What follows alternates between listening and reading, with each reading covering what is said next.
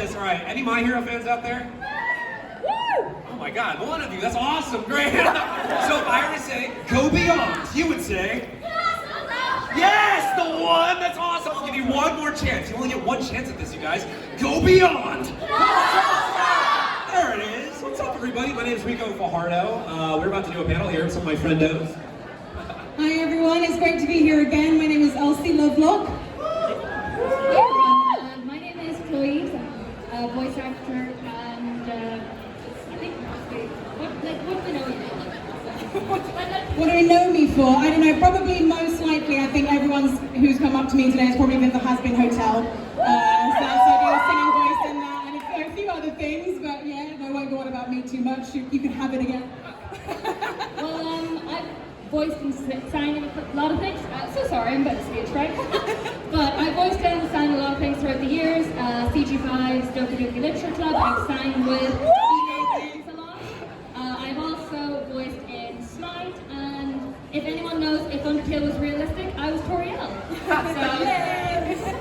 Hi, I'm Will of DA Games. I guess I've voice acted in things. I was in Ask If Movie 2 as the drill sergeant guy. I was also in Bendy and the Ink Machine as Grant Cohen. Thank you very much. And with Undertale was realistic, I was Sans and Flowey in Undertale was realistic. Oh my God! Yes, right! It's easy not to recognise the faces because we literally see them as cartoon characters or anime characters. So we're gonna kick it off really with any questions. Anyone has any? Ooh. Yeah, I guess we're gonna have a seat, you guys. Yeah, take a seat, get comfortable. This is the best part about panels, you guys. We're like, all right, let's figure out what we're gonna do right now. Just one beautiful who is it improv. for? Okay, that's fine. Who's the question for? Miriam, sorry. Yeah. Oh yeah, my name is Ricco, but yeah, I play Mirio in the show. Okay. They both end in O. That's good. I want you to voice it in him, in his voice. Was it hard to voice him? Like. Remarkably, was it hard to voice Mirio in My Hero Academia?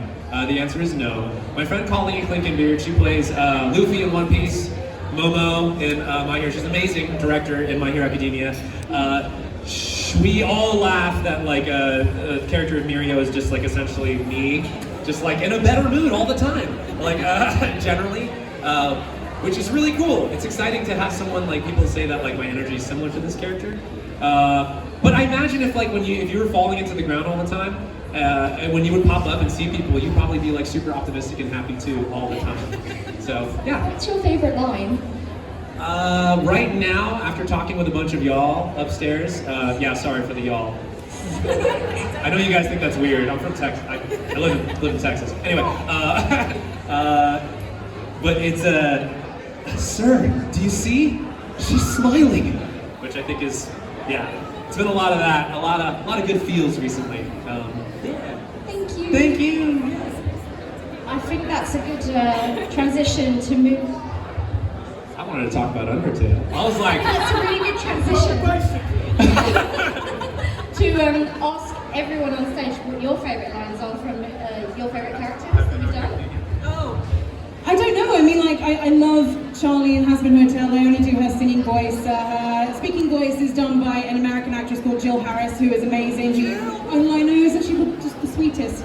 Yeah, I don't know, pretty much like both the songs I did in that project were just amazing to sing. It was like the, Disney songs of my dreams that I'll never get to do. It was just really, really nice. And honestly, I am just happy to be working. So any line is my favorite line, I'll put it that way. There you go, I'll go to Chloe now. I honestly, a lot of my memories from voice acting is especially doing If Undertale is Realistic. So the running gag with Toriel was she was very known for literally just yelling, "Snails!" So that was 90% of my lines, and then it was just, "Do you want a bit of small? Do you want some pie, small child?" So it was the brummiest accent ever. I am not brummy, I'm Irish, but here came the brummy out of nowhere. So. I blame Dex personally. Yes. No, I guess my favorite line is Sans, probably in the first episode where he's suddenly a joke, like, why didn't the skeleton go to the prom? The pirate's like, because he had nobody to go with. Nah, mate, because it was ugly, fat, and no one liked him. Proceeded with laughter. after by a genderless child. Which is, yeah, that was fun. Yeah, notice how that was a northern accent as well. Any more questions? Oh, hello.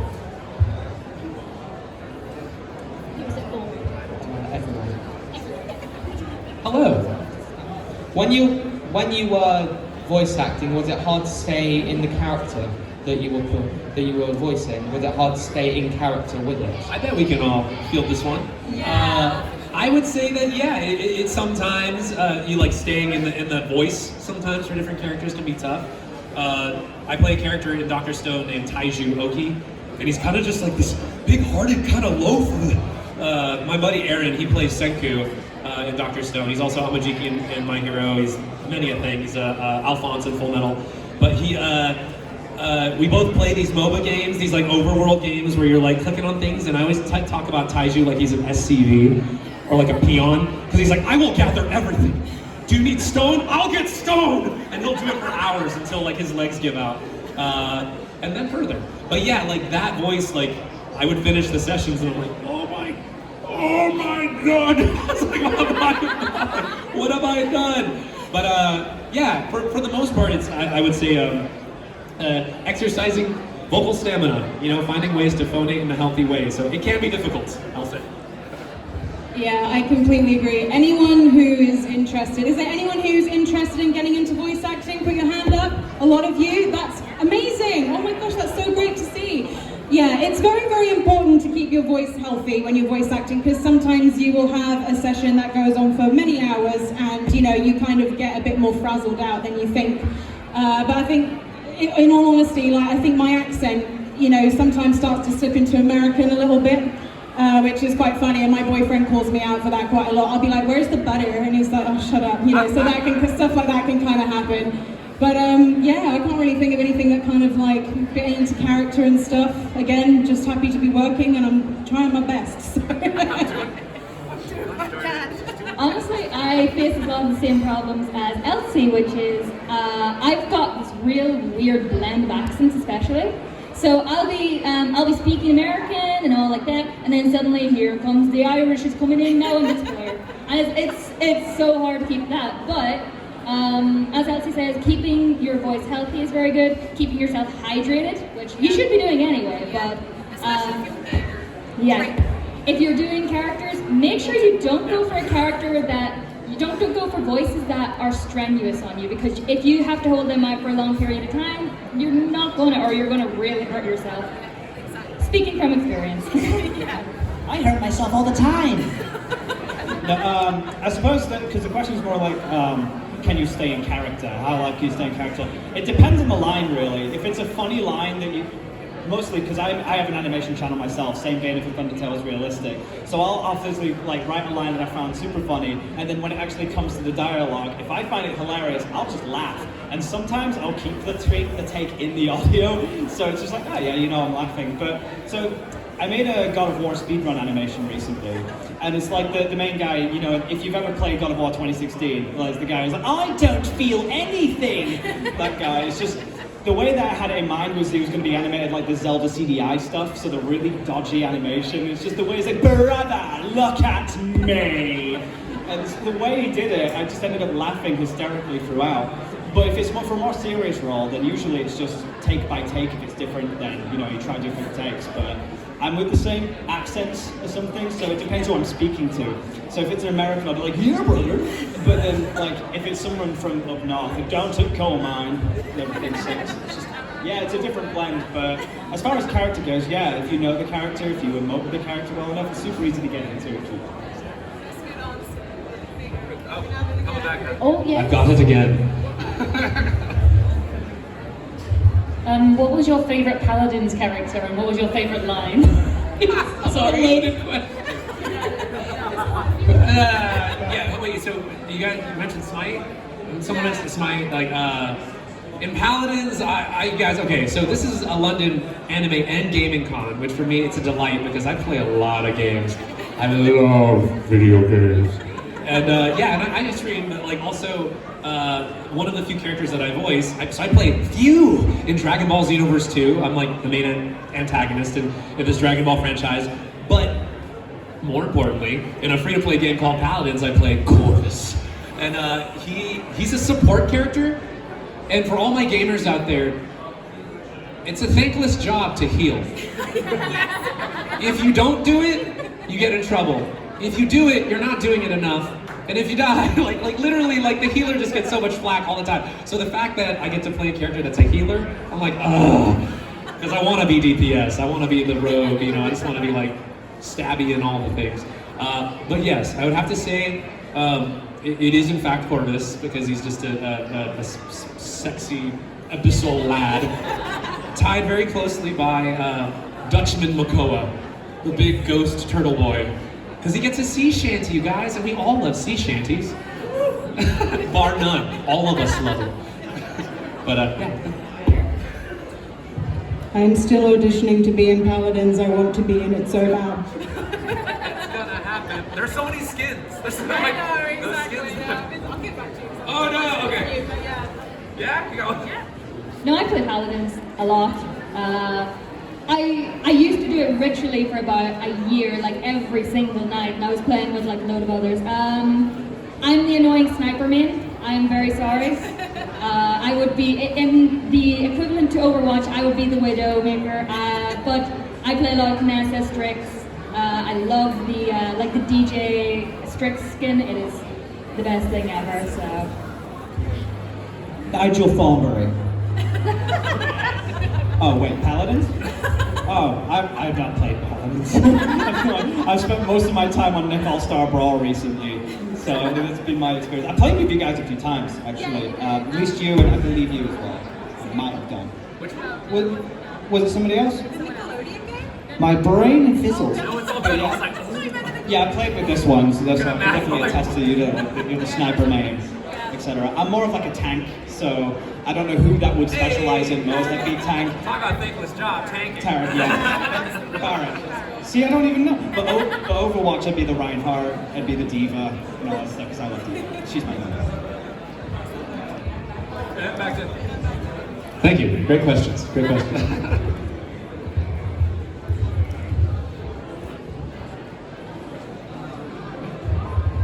Hey, so you guys obviously in all the anime and just everything that you do, you go through so many scenes. What would you say, whether it's like because you laugh too much or you even cried in the booth, like what was like the hardest scene for you to actually get through in a day? Hardest scene to get through in a day, or just in general?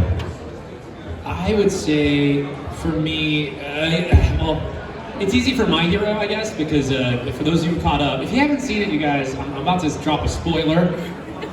So, whatever. You better have seen it by now. Anyway, because I do enough of these conventions, it's hard talking around stuff.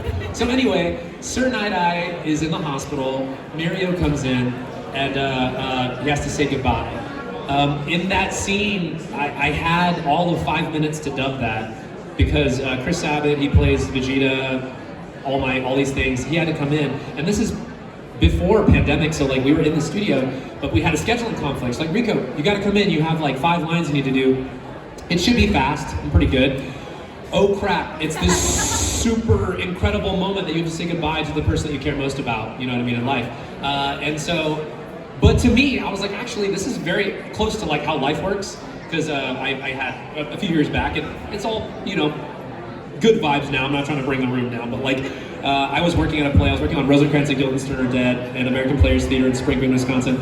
And I got a phone call from my brother. He's like, hey, you got to say goodbye to Grandma. And so he held the phone up to her, and I had all of like a minute to say what you say to someone when they're leaving, right? And I'm like, I love you. Don't be scared. I'll see you again. Like, words fail. You know what I mean? Like, I don't know how to convey with language this. We do our best with the mouth sounds that we make, you know what I mean? But that's all I had. And my poor brother, he's there, he's like, are you good, man? I'm like, oh my God, and he was there, he had to be there for all this. But I remembered when I went into the booth and I recorded that, I'm like, no, this is exactly how life is.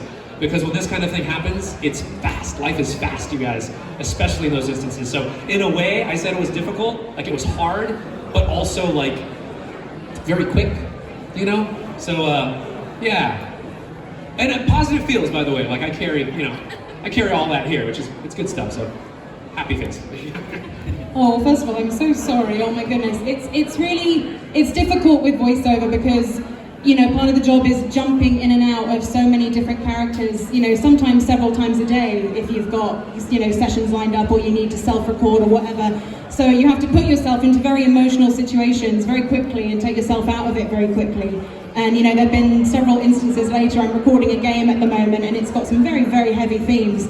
And I actually cried in the booth for the first time and they were like, oh, are you okay? You know, you can take a moment. And I was like, yeah, I'm fine.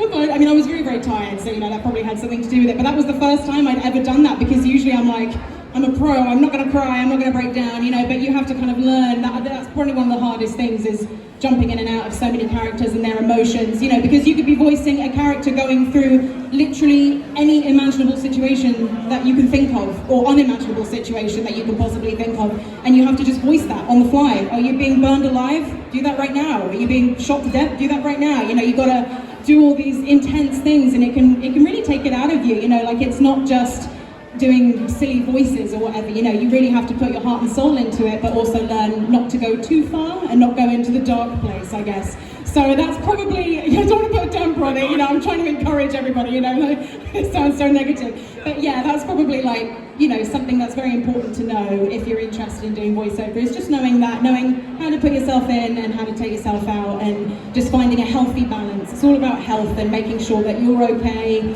and yeah, that's pretty much it. That's my long-winded, very depressing answer. I'm sorry about that, guys. There you go. Hopefully lighten it up a little bit.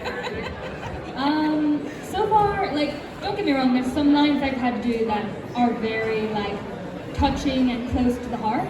So sometimes it is that little bit harder for me to jump in and, like, because I have cried in the booth a lot of times. But in terms of one of the most difficult kind of things to ever, like, voice, there was literally like a lot of video game stuff is especially if you're doing like the call outs, so if you're being a drill sergeant, you're like yelling at them to go to war or stand down and all like that, it can really do a toll on you as well. But out of all the roles, there's a character called Gunarella. She has no spoken dialogue, she literally only screams, and you just scream in different emotions, etc. And it's from Dexter Manning's Flapatron. So Dex, again, putting me through the ringer. Thank you. I laugh at everything. That's more so like I'm more used to comedic roles or fun roles. I'm not used to very emotive roles quite a lot. So I haven't really, the only time I've ever had like emotive cry was I've got an original project called Iris, and I made some transmissions and I made the story play out. And one of them, I actually had to search deep down something that I felt that I mustered up for so many different years that I let out into the booth. Because sometimes you can do that. You can let something that hasn't quite been able to explore in your life come out into a medium. So I started crying as the villain, basically, just outpouring all this stuff. And surprisingly felt better. I don't know if I've got you guys, like if you've ever gone through that, it just feels good when you get it out and everything. But most of the other time, I'm laughing. So it's a lot, basically, I think one of the hardest times I've kept composure was I've made a Doom Eternal speedrun parody a long while ago, and I had Doom Guy basically be up against the Berserker, like, it's time, Slayer, and he turns into Bob Ross and starts painting and stuff, and every line that he had was just, look at that tree, and stuff, and I'd always laugh between every single line. So I guess, like, as far as keeping character, that was the hardest one to do, just because of the main dynamic and everything. But yeah, the most emotive was probably my own project. I'm an aspiring voice actor as well, so I'm looking to get into bigger roles in the future. Maybe have the same experiences as everyone else, but basically the be-all end-all is feel what you feel in the moment, exactly how you would feel when your character, bond with them, and you'll get closer with it. Can I also just say that, so Will and I are also housemates. So we, his office that he does all his recordings and all like that is right beside my room, like there's just a wall apart. So I'll be hearing like these very serious voices like, let's go, and then it's just suddenly, like, it's just so the life of being in the same house as a voice actor. It never stops being ridiculous, yeah. Making sounds in a padded room. That's right. That's literally the job, you guys. That's literally the job. Sounds like a lot of fun. I mean, you know, it's all perspective, really. What's your favourite thing to do in your spare time? Favorite thing to do in your spare time? That's a lovely question. What a great question. I like to practice parkour and amateur gymnastics and circus stuff. In another life, had I not done like classical acting, I would have definitely been a circus performer with my buddy out in Vegas.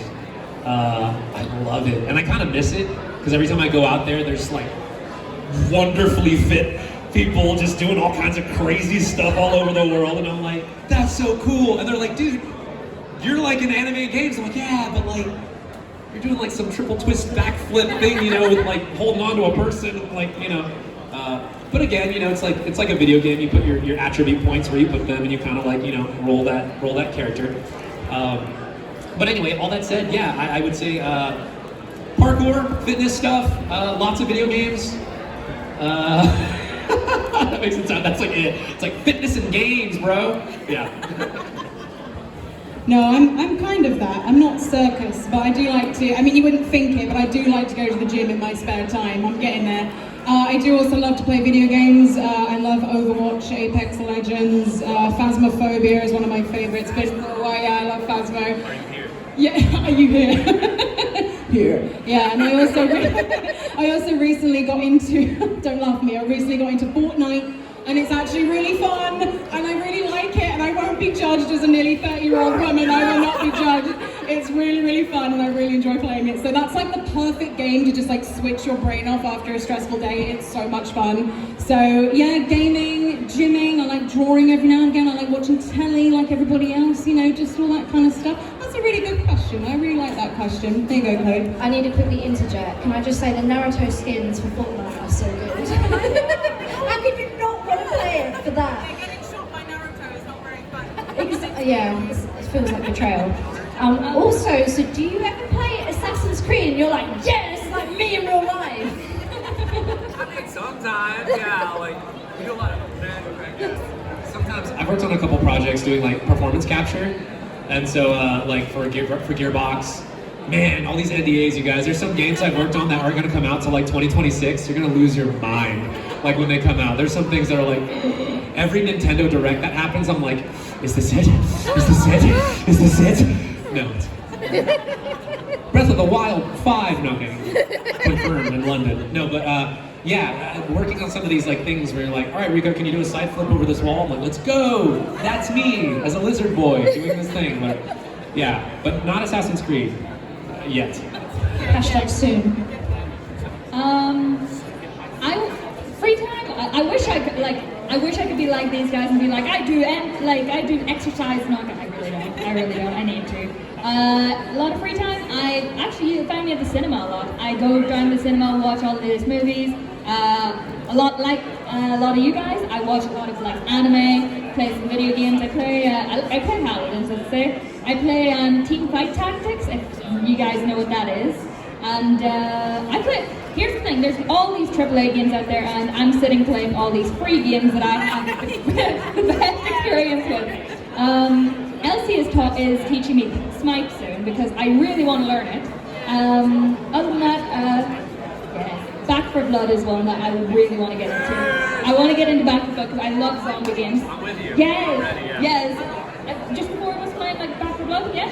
Yeah, sounds good. Will? Do we have that here? Is that here? Yes. We'd watch that. We'd totally watch that. There's Naruto skins in Fortnite? Oh my god, where have you been? I don't understand. Where did we all who's gonna tell me? Well, anyway, aside from that, well, maybe not.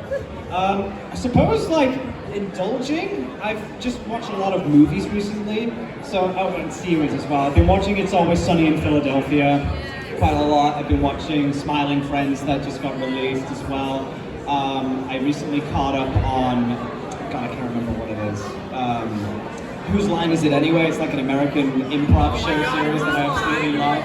It's more movies because I don't get to watch them, because mostly the other side thing is, as sad as it sounds, work. I work on like 4 different IPs, so there's DA Games, there's Iris, there's Bantamation, and then I've started writing stories. That's another thing, I suppose, like indulging in writing material like stories as well. Other times just hanging around in Discord calls filled with people is another thing, just keeps my mind preoccupied. But as far as gaming goes, recently beat Metroid Dread, currently playing through Halo Infinite. I just started New Game Plus in God of War. I've been trying to beat Security Breach. It's not easy. It's not easy. I love it to beat, and I'm doing a speedrun parody of that on my channels. That's kind of why I'm beating it as well. But trying to beat that, and the rest of it, sad as it might be, it's just work, because I'm a workaholic. I love working on stuff. It's just a thing that, like, what are you doing today, girl? What?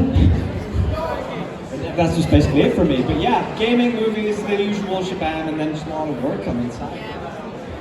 Actually, I have a question for everyone, like just here real quick.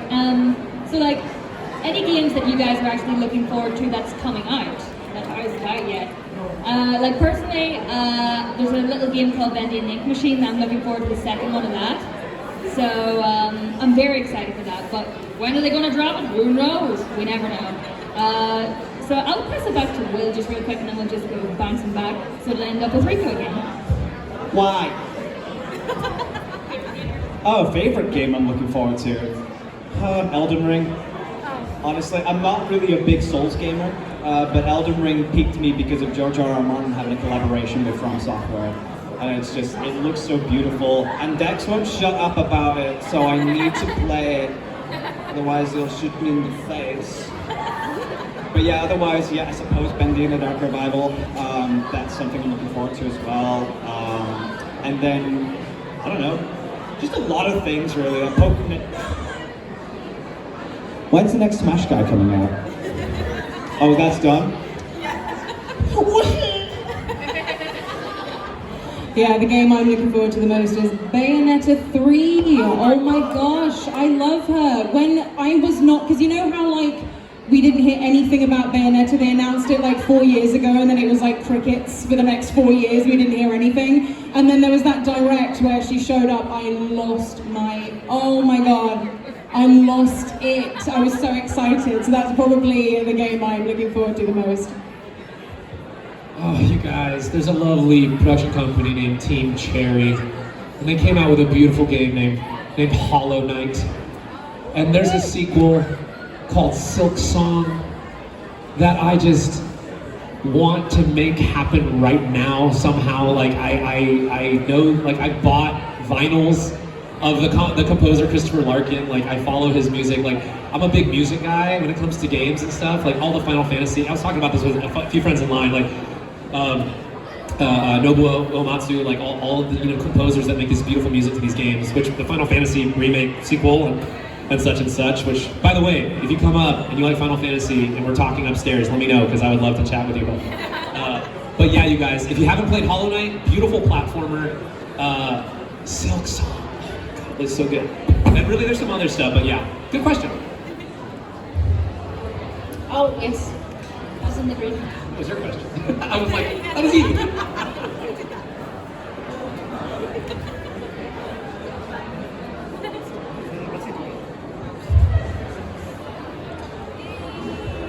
I've just found out you did a moment in ASDF movie, one of the ASDF movies. I love that series. I would love to hear you do your part, your voice, and also to know if you met Tomska and others. Oh, of course, yeah. So I met Tomska back in 2009, for the Newgrounds London meet, because I'm a Newgroundser, like to the trade, pretty much all the way from like back in 1999. I've been doing animation for about 20 plus years of my life, and I got to indulge with him on some really weird, obscure YouTube videos at that time, but he wanted some voices from me for Rastiv, so I ended up doing basically 4 characters. So I was the drill sergeant, I was like, what are you, a man or a mouse? I was equally the, I can't wait to eat this bagel. I was also, and then in the deleted scenes, I was also the, why won't this damn fax machine work? And then the space cadets, like, are we there yet? Oh, yes. Yay! Ah, crap. that was basically the stuff. But yeah, I met Tom Skerritt a long while ago. It's been a while since I've spoken to him, but he's doing really well for himself recently, and I love Astif movie, and I want the next one now in my belly. Please, thank you very much. Thank you, it's wonderful. It's no problem.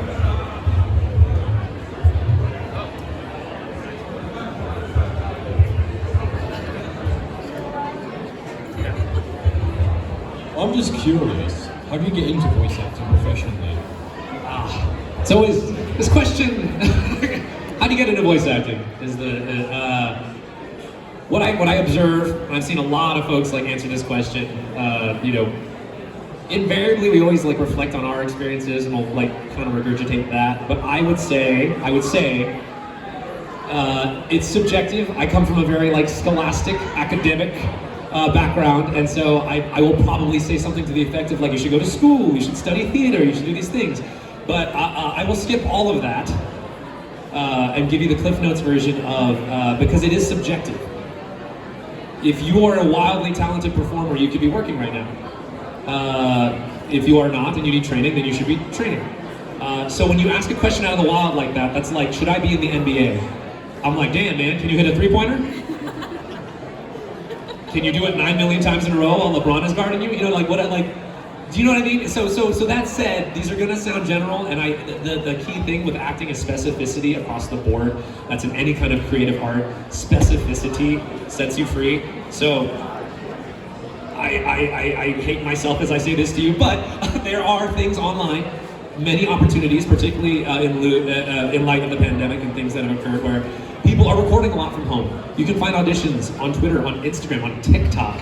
People get in gigs in ways that like I have never had like auditioned for, and it's very readily available. So my other question would be like, what do you want? Like, why do you want to be a voice actor would be my follow-up question, but of course that's my teacher brain going like, let me get at the root of what you really want. Because if you actually want to be an employed voice actor, you have a long road to go. But if you're like, I just want to be man number 5 on this show, dope, you could probably do that tonight. And if you're like gonna hang up your voice acting hat after that, cool, retire, right? You need to clarify your goals, you need to know what you actually want, because it's such a general question, in my humble opinion.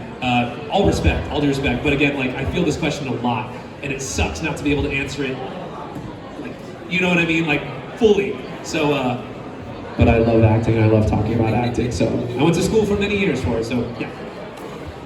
No, that's a really good answer. I mean, as someone like me, I've got stage background and stuff, which also really helps, but it's not completely necessary if you are good at what you do.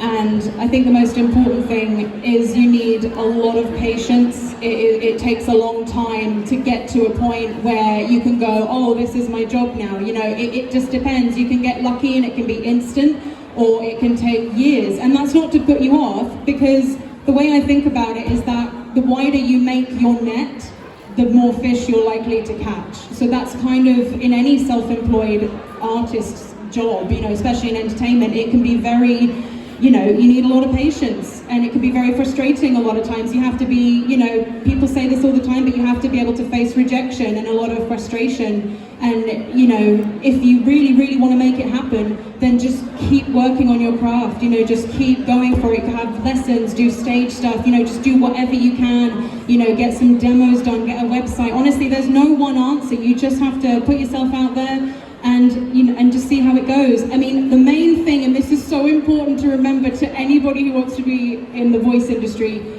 be nice, for God's sake. Don't be a bad word, I can't swear, but just don't be horrid.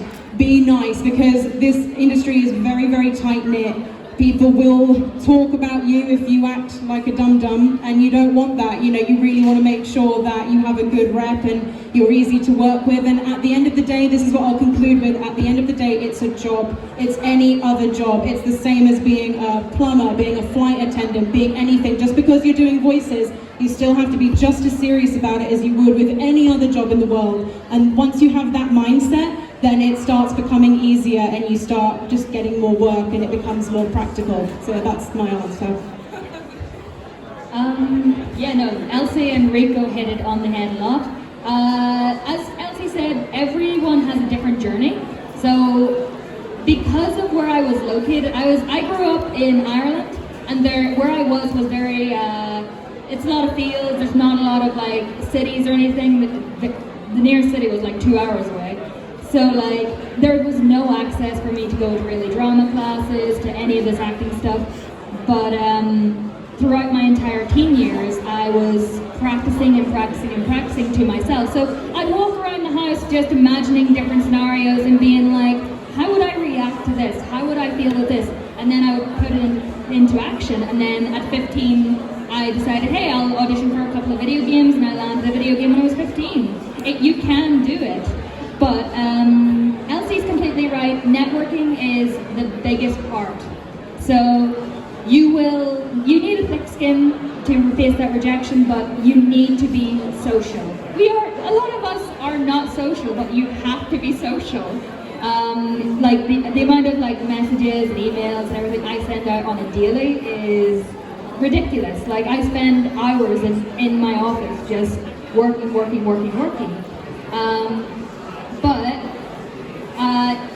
The biggest thing about voice actors is, it's a big irony, is we speak for a living, but we need to be the best listeners as well. So if a director tells you, try and do it this way and this way, if you don't do it, the director won't want to work with you again. So you need to be able to work around them and listen to them, take on their advice. Don't take everything as like a personal attack. It's business. It's business. So they're not doing it to be evil to you. They just want the best performance out of both for you and for their project. So it's, be very open-minded is one thing, definitely. So. What they said. Quite ultimate. I don't know. I'm kind of one of those examples that I was there at the right place at the right time. I come from a background where I would constantly look at the computer screen or TV, and I'd try and mimic the characters that I loved and adored the most. Sometimes I'd combine them as well, and I'd be doing it for that many years, and I guess practicing the voice that I would do helped a lot as well. So like for 5 years, I would constantly try and do the whistle that Herbert did from Family Guy. For 10 years, I'd be Shaggy. I'd try to just be Shaggy because I love him. And then I'd try to do it with a Zoidberg after a while, just getting his mannerisms. After a while, I guess, because I never took it as seriously as all these lovely folks do as voice acting. What's it, aspirational? I'm more of an aspiring voice actor. I'd like to get into the scene and I love its pieces. But what I have learned is a lot of it is practice makes perfect. The tips that I would give, I don't know, if you're ever into your own stories, into your own projects at one point, maybe make your own voices, do some parodies that way, because then you get to indulge in your own voices, and you get to make an iconic scene for yourself, and that sets you up for the next stage, which is when you get somebody in the booth with you to help direct you. You know, that's another thing that I'm echoing is you gotta handle criticism sometimes, because also in the scene, once you start getting big, you're going to have people who just don't like your voice. We have the sub-dub war, if we know what I mean. So it's like, there's obviously a lot of things that people have to go through, but it's about that tough skin. To get into the scene is very much about who you know and what you know as well. So like the equipment that you would use as well. You could get some really good budget XLR microphones for about 80 or 90 quid. Those are really good. I remember I had an AT2020 as one of the starting ones. They're one of the better microphones. Or recently a Rode microphone, like Rode NT1. You can either go for USB or XLR. But yeah, you'd have to have the right stuff, the right things. And then it's about like what you have as a portfolio, the right place, the right time. Get yourself a demo reel set up as well from hopefully an engineer that you can commission, because it's all about working on the side. There's a side hustle involved as well with it, so it takes a lot of time. And I've known from all these people who've been working that many years just to see how far they've come with it. I get to say you were in Smite. And that was like 5 years ago, it was in nothing. And it was like, damn, it's incredible. When you put the hard work in and the networking and all the stuff that they've mentioned, it makes the world spin constantly for them. And I honestly hope you get to do the same. Like, any of you who are doing voice acting, you get to follow in these footsteps and do the same thing. And I wish the best of luck for everybody. Seriously. By the way, can I just say, a lot of people think that voice acting is just the funny voices. It's not. Like, you can you can get away a lot of the time with voice acting with your natural voice. Ricco is an example there. You were saying like you do Mirio is quite pretty much your natural voice. It's a lot of the acting aspiration. So yeah, don't think that you just because like do put in the work for acting because that is what is going to land you the gigs. That is what's going to land for you. You could like I've done so many roles very similar to my own voice. Like I find my voice annoying. That is a thing a lot of people will get, but a lot of people like it as well. So here, I'll work with it if people like it. So. At the end of the day, it's voice acting, so that's the most important part, but you can do it. If you set, honestly, I know this sounds cliche, but if you set your mind to it, you can make it happen. So I wish you all the best if it's something you're interested in, and you can definitely do it, and we look forward to seeing you in everything in a few years. Yeah, I mean, literally, you could do like a master class, like between all the experience. Yeah, but that's why, like you're gonna make your own journey. You're gonna do your thing. Ain't nothing to it but to do it. I hope you picked up a lot of nice tips and everything everyone said. Thank you. Are we okay to pass?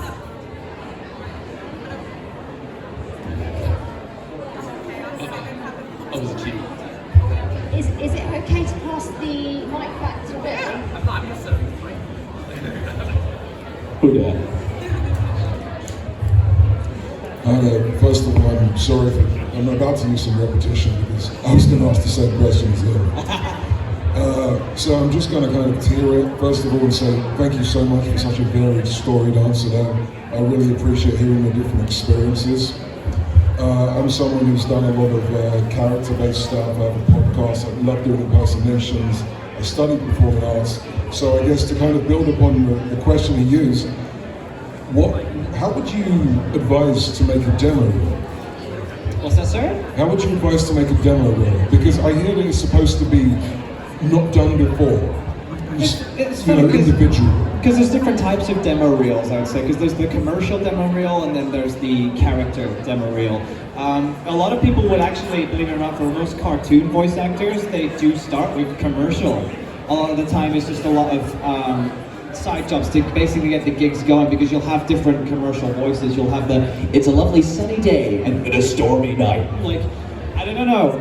As far as like getting a demo reel, I mean, I started off just kind of like making my own voices on the fly because that would be like an introductory to having an engineer or a voice actor person sign up and be like, we like this, we can work with this, let's get a session sorted. So a lot of it does come down to you kind of make your own script. For me, I made my first demo reel back in 2006. And it was just me just riffing with every character that I would improvise with, just talking to each other in an AA meeting kind of style.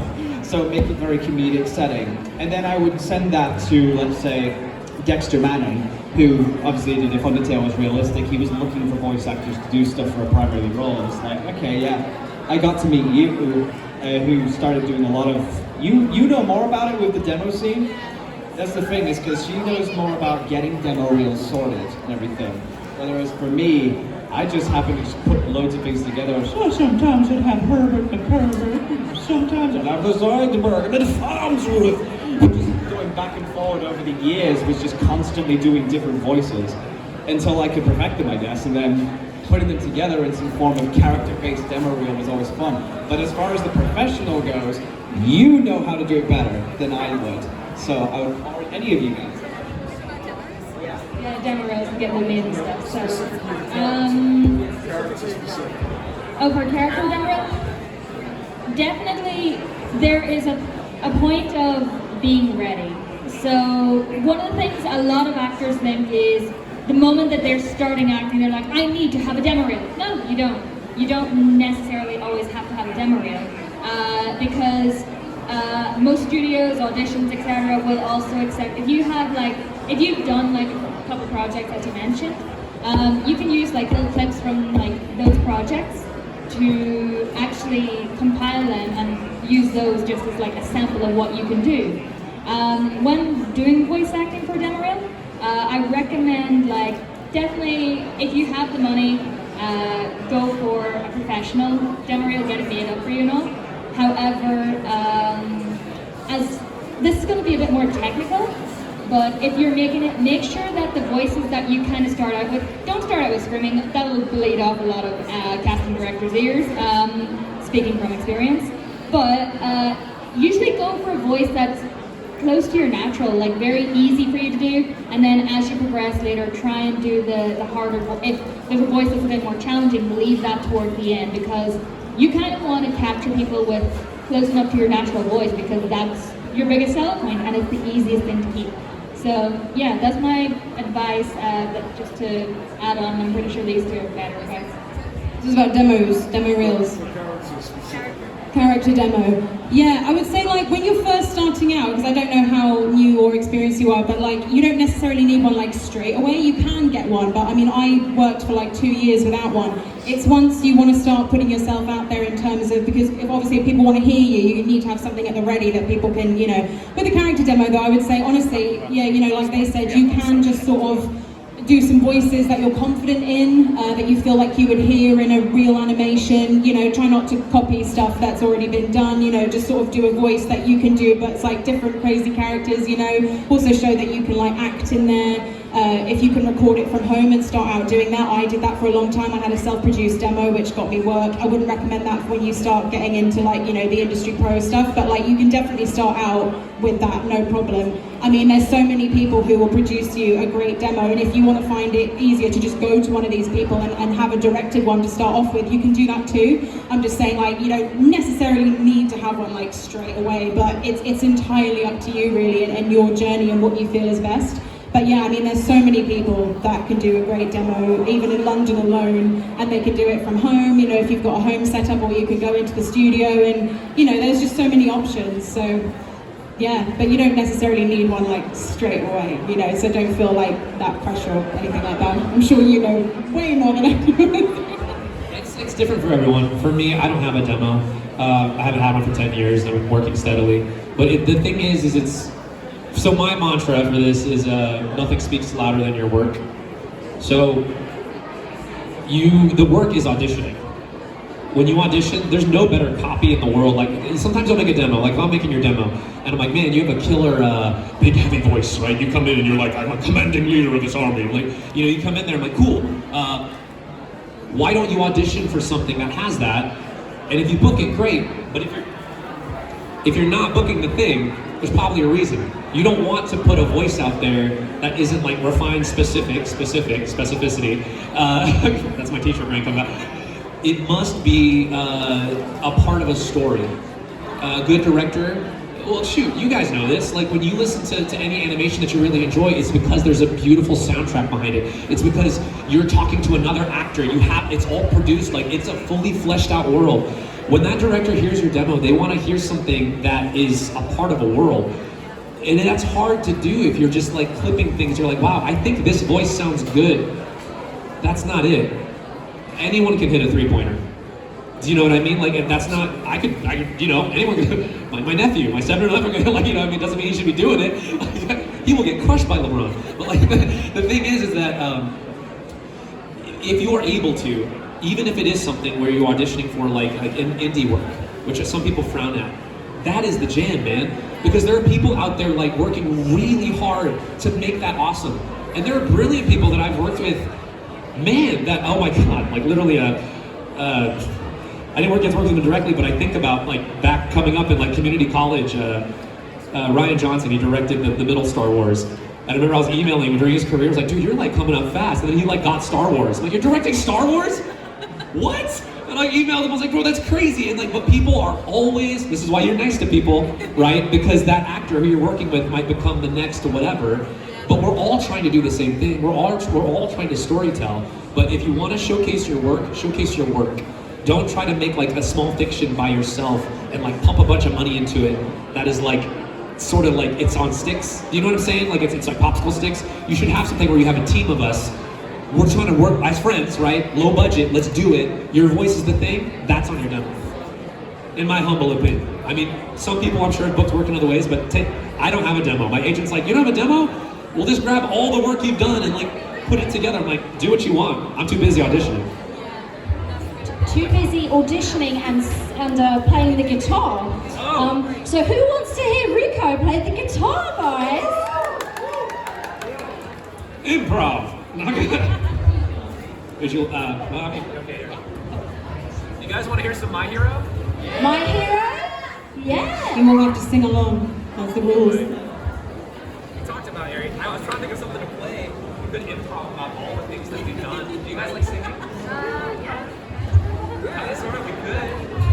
Oh, I don't know. Yes. Are we?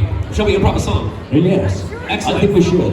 All right, this song, since it seems like for the most part you guys want to know about like voice acting, this is gonna be the one and only performance of this song. Okay, so debut and also closing night of what's the name of our song? Voiceover 101 or something. I don't know. Voiceover 101. I'm so sorry in advance, guys. Oh my god. No, it's okay. All right, I'm gonna. Oh, okay. Yeah. Okay. Can you guys hear this? Okay, it's pretty quiet. Yeah. So yeah. I don't know if I can hear. Oh. Is that better? Okay, that's a bit better. Okay, here, let's like a chorus. Oh, are we gonna team? Yes. Okay. All right. Oh my God, double. That's great. All right, here we go. All right. Yeah. Voice acting. It's so easy to do.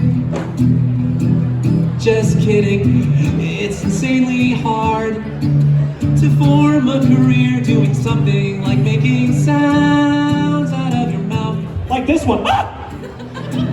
Or this one. La la la la la la Lou, that's not true. It's easy, you can do it. I want you to have faith in yourself, 'cause voiceover is the best job in the world. In the world. Voice acting 101. You know now how to voice act after listening to this song. Voice acting 101. That